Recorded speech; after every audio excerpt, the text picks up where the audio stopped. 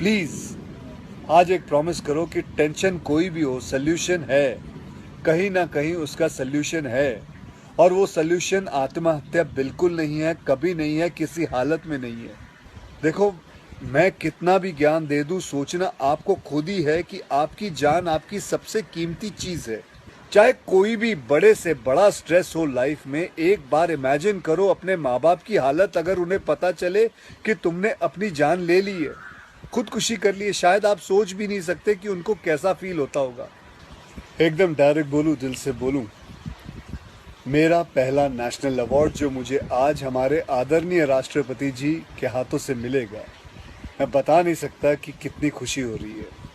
आपको पता है, जिस दिन इस नेशनल अवार्ड की अनाउंसमेंट हुई थी ना, उस दिन मैं अपनी माँ से बात करते हुए अपने बचपन का एक दिन याद कर रहा था, जिस दिन एग्ज़ाम का रिजल्ट आया था और मेरे मार्क्स बिल्कुल अच्छे नहीं थे। आप लोगों से झूठ नहीं कहूँगा, मैं उस कक्षा में फेल हो गया था।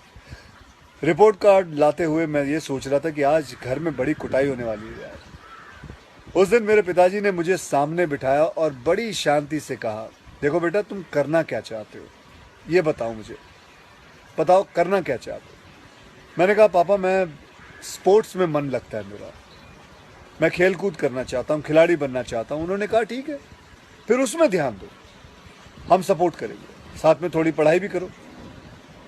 आप विश्वास नहीं करोगे, खेलते खेलते मैं मार्शल आर्ट करने लग गया, मैं मॉडलिंग में आ गया, एक्टिंग शुरू कर दी।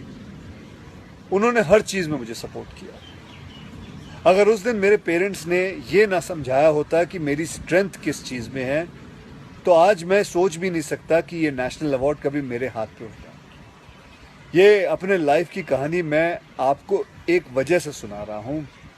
कुछ दिन पहले अखबार में मैंने पढ़ा था कि एक आईआईटी के स्टूडेंट्स ने फांसी लगा के आत्महत्या कर ली, स्ट्रेस में था पढ़ाई के लिए। उससे कुछ दिन पहले मुंबई में एक मैनेजमेंट स्टूडेंट ने एक 5 स्टार होटल के रूम से छलांग लगाकर अपनी जान दे दी, एग्जाम में फेल हो गया था।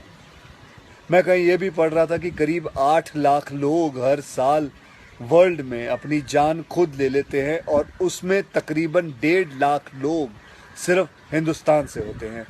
और यंग लोगों में आत्महत्या के सबसे बड़े कारण जो होती है वो होती है पढ़ाई या फिर रिलेशनशिप का स्ट्रेस। क्यों? तुम्हारी जान एक एग्जाम के मार्कशीट से सस्ती हो गई है? नहीं। ऐसा क्या पढ़ाई कर रहे हो? इससे तो देश के लिए सरहद पे जाके जान लगा दो दांव पे। चाहे कोई भी बड़े से बड़ा स्ट्रेस हो लाइफ में, एक बार इमेजिन करो अपने माँ बाप की हालत अगर उन्हें पता चले कि तुमने अपनी जान ले ली है, खुदकुशी कर ली है। शायद आप सोच भी नहीं सकते कि उनको कैसा फील होता होगा। मान लिया कि आपका स्ट्रेस बहुत बड़ा है, पर इतने हल्के में मत लो अपनी लाइफ को यार। आपको पैदा करने वालों को जिंदगी का सबसे बड़ा दुख दे के मत जाओ। और पेरेंट्स से भी यही कहूंगा, यही पूछना चाहूंगा कि कहाँ गए वो ज़माना, कहाँ गया वो ज़माना जब आप लोग अपने बच्चों के साथ डिनर टेबल पे बैठ के बातें किया करते थे, पूछा करते थे कि कैसा चल रहा है, आपके दोस्त कैसे हैं, पढ़ाई कैसी चल रही है। आज आपका बच्चा आपको अपना स्ट्रेस कैसे बताएगा जब आप भी अपने फ़ोन में आंखें गाड़ के बैठे हो और आपका बच्चा भी फेसबुक पे फ्रेंड्स ढूंढ रहा है। ऐसा क्यों होता है कि जब बच्चे को हाथ पांव पे चोट लगती है तो आप फट से डॉक्टर को बुला लेते हो, लेकिन अगर उसे दिमाग में स्ट्रेस हो तो हम बस एक लेक्चर झाड़ देते, कहते थे बेटा नो, थिंक पॉजिटिव बेटा, थिंक पॉजिटिव। मेंटल हेल्थ के लिए भी डॉक्टर या काउंसलर से हेल्प लेना उतना ही ज़रूरी है जितना और किसी तकलीफ के लिए। इसमें कोई शर्म की बात नहीं है। देखो, मैं कितना भी ज्ञान दे दूं, सोचना आपको खुद ही है कि आपकी जान आपकी सबसे कीमती चीज़ है। कोई स्ट्रेस आए ना तो उसको बोल देना बहुत अच्छा है। अपने अंदर घुलना, उसको अंदर रखना, दबा के रखना बिल्कुल नहीं। किसी दोस्त को बोल दो या अपने माँ बाप से शेयर करो।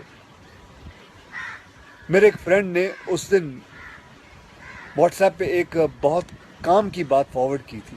एक हॉस्पिटल की ओपन हार्ट सर्जरी यूनिट के बाहर एक शेर लिखा हुआ था, मैं आपसे शेयर करना चाहता हूँ। वहाँ लिखा हुआ था कि अगर दिल खोल लेते अपने यारों के साथ तो आज खोलना ना पड़ता औजारों के साथ। भैया मुझे एक प्रॉमिस करो कि आज प्लीज़ आज एक प्रॉमिस करो कि टेंशन कोई भी हो, सल्यूशन है, कहीं ना कहीं उसका सल्यूशन है, और वो सल्यूशन आत्महत्या बिल्कुल नहीं है, कभी नहीं है, किसी हालत में नहीं है। अपना ध्यान रखो, मिलते हैं फिर। Till then, next time, good bye, Jai Hind.